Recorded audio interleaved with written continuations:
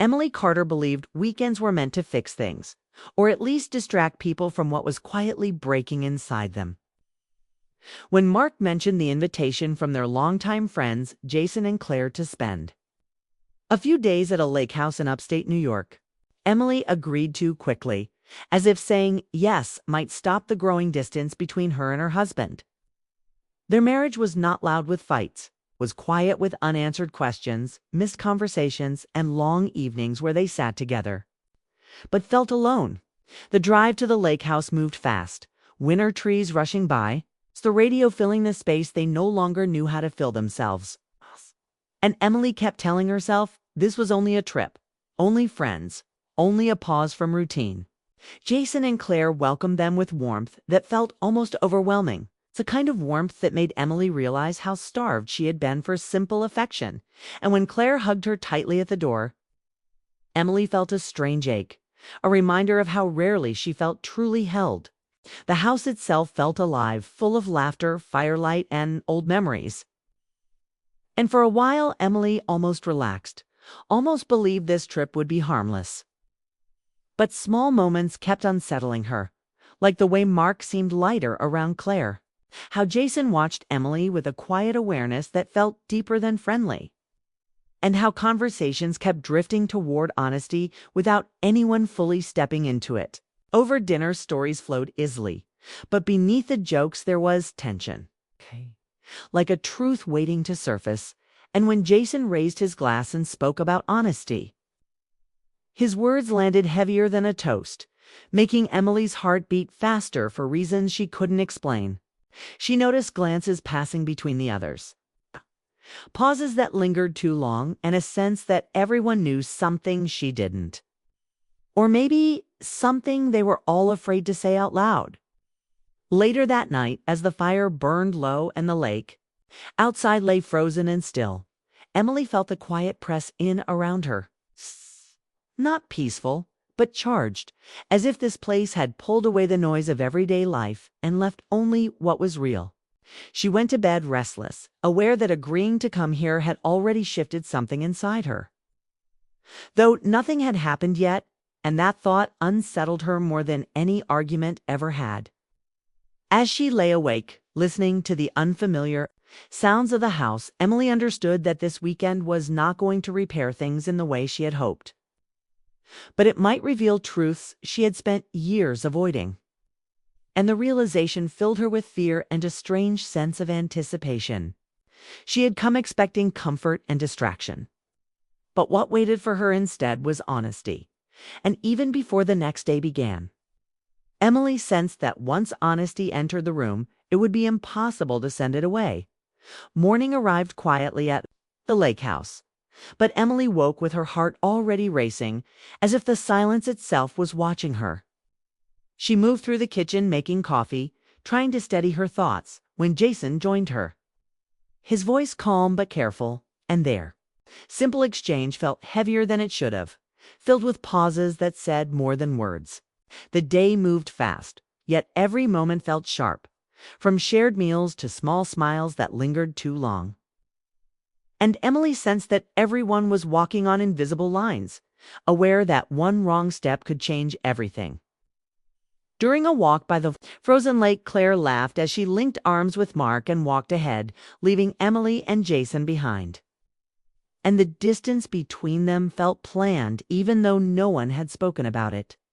Jason finally broke the quiet, speaking honestly about feeling stuck in a life that looked right from the outside but felt empty inside. And Emily felt his words settle deep in her chest because they echoed her own thoughts. She didn't confess anything, but she didn't deny it either, and that shared silence felt like agreement. Back at the house, conversations grew more direct.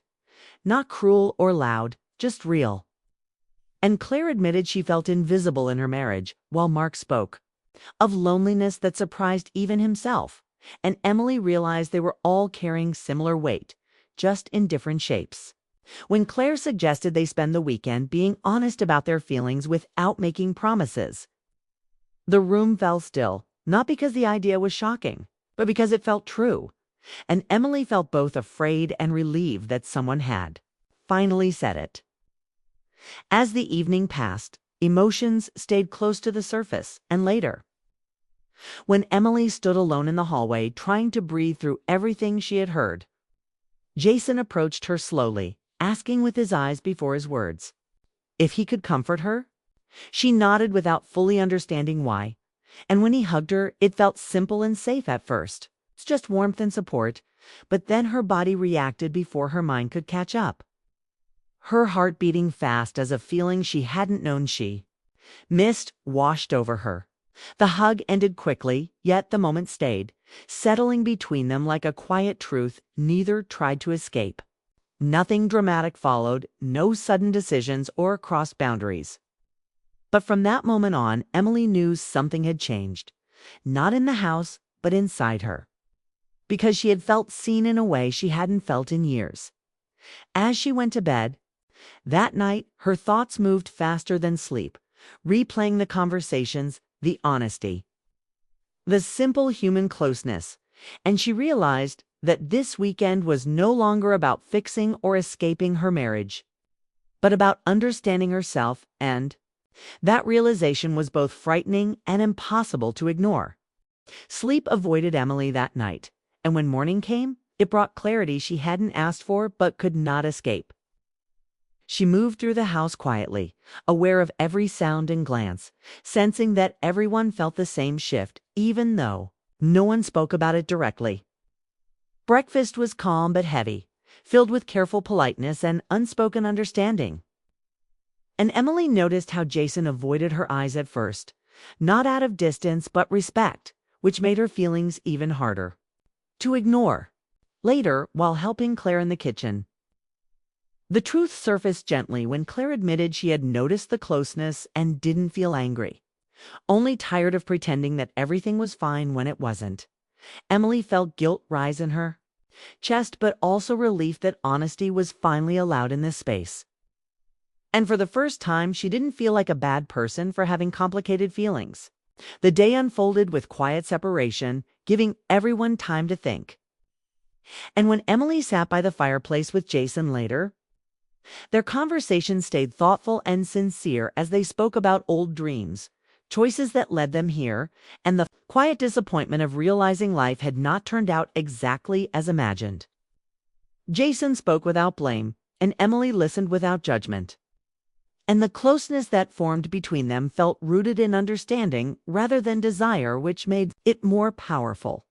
When Mark later joined Emily, his voice was steady but soft as he admitted he could see the emotional shift and didn't feel betrayed. Only sad that it had taken this moment for the truth to come out. Emily cried then, not from shame, but from the weight of years spent staying silent, and Mark's honesty opened a space where pain could exist without anger. That evening, the four of them sat together, not as couples but as people facing reality, and no one tried to claim ownership or demand answers, only acknowledging that love and connection were more complex than they had allowed themselves to believe. Outside, snow fell steadily, covering the ground in white, while inside the house, hearts felt exposed, fragile and strangely lighter at the same time. Nothing physical crossed a line, and no promises were made. But emotional walls had already fallen. And Emily understood that this was the point of no return, not because she had chosen someone else, but because she had finally chosen truth over comfort. As night settled in again, Emily felt fear about what would happen when the weekend ended, but she also felt something close to peace, knowing that whatever came next would be real, and that realization stayed with her long after the house went quiet, reminding her that sometimes change begins not with action, but with the courage to face what the heart has been quietly saying all along. Sunday morning arrived without drama. Yet the weight of it pressed heavily on everyone, as if time itself wanted to remind them that this pause from real life was ending. Emily packed her bag slowly, noticing how ordinary actions now felt meaningful, every folded sweater carrying the memory of conversations that had changed her. The house was quiet, not cold, but thoughtful, and when they gathered in the kitchen for coffee, no one forced smiles or avoided eye contact. Instead, there was a calm honesty that hadn't existed before the weekend. Goodbyes were gentle and unspoken words lingered in the air. Especially when Jason met Emily's eyes and thanked her for listening, for understanding, for seeing him without judgment. And she realized that gratitude, not regret, was what she felt most strongly. The drive home was long, but unlike before, the silence between Emily and Mark was not empty. It was filled with reflection, and when Mark finally spoke, he didn't accuse or withdraw. He simply admitted that the weekend had shown him how far apart they had grown and how much effort it would take to decide what came next.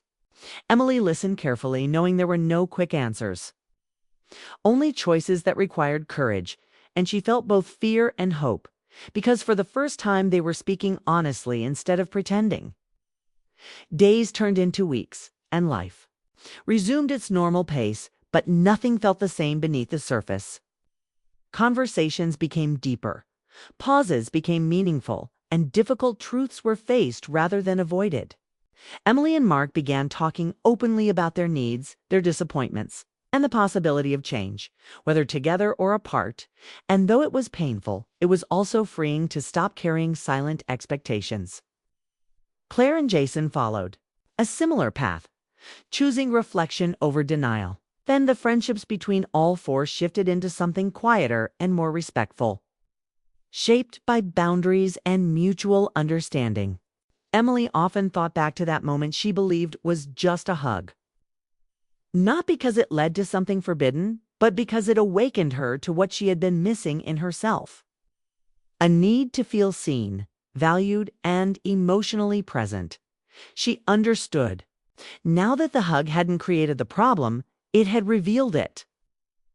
And facing that truth had been the hardest and most important part of the weekend. Over time, Emily learned that love was not only about staying, but about growing, and sometimes growth meant change, even when change was uncomfortable. The lake house became a memory marked not by regret, but by clarity, a turning point where silence ended and honesty began. Emily didn't know exactly what the future would hold, but she knew it would be built on truth rather than habit, and that knowledge gave her strength. She had gone into the weekend hoping for escape, but she left with understanding, realizing that even a simple moment, when it carries honesty, can reshape lives in quiet but lasting ways. And that realization stayed with her as she stepped forward, ready to face whatever came next with open eyes and an open heart.